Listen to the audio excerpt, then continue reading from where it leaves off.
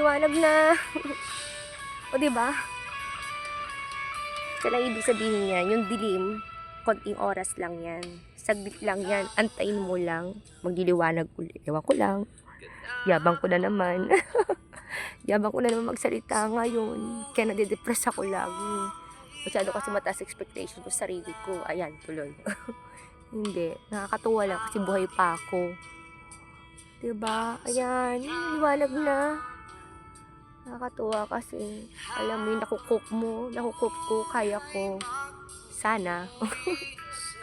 Ayan, oh. Nakikita na yung ganda nila. Ayan. Diba? Puro damo, oh. Oh.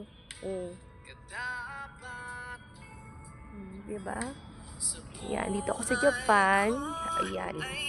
Oh. Kala nila pag nasa Japan ka, mayaman ka. Oh. Ayan. Tinelas ko. Galing pang Hawaii yan. Ay, naku, wag. Makikilala ako kung sino ako. Yan. So,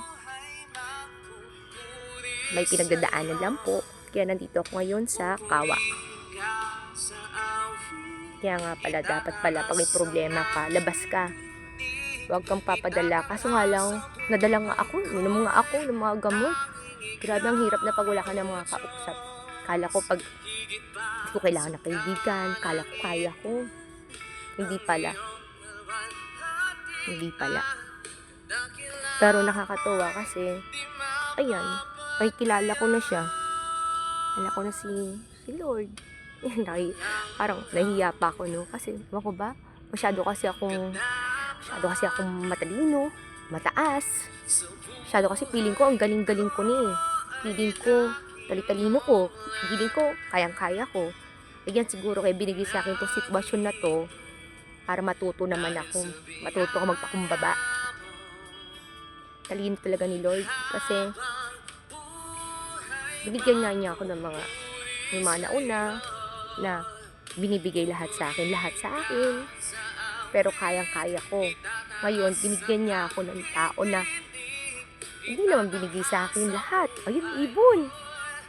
Pero, ang galing kasi, yung tao na binigyan niya sa akin, ako naman yung kinakaya.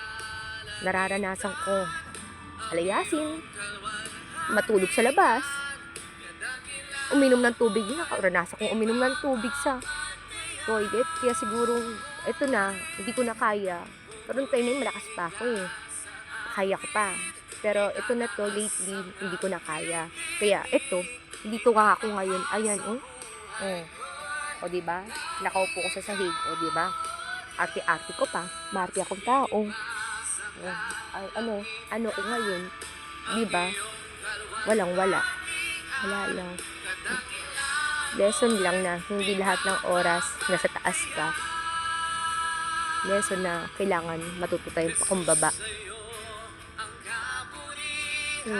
Saka yung panloloko. Siguro, nature na rin ng tao yan. Hindi naman tayo perfect eh. Diba? Kahit sino naman, nanloloko. Diba? Kasi may gusto tayo. Diba?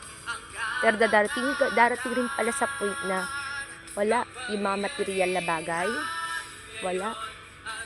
Hanapin mo pa rin talaga yung totoong saya. Yun lang. Sharing lang. Ayan. At least ito, buhay pa ako. Ayan, buhay pa ako ha. Buhay pa ako. Abangan nyo na lang uli. Sana, kaya ko pa. Diba? Kanta na lang tayo.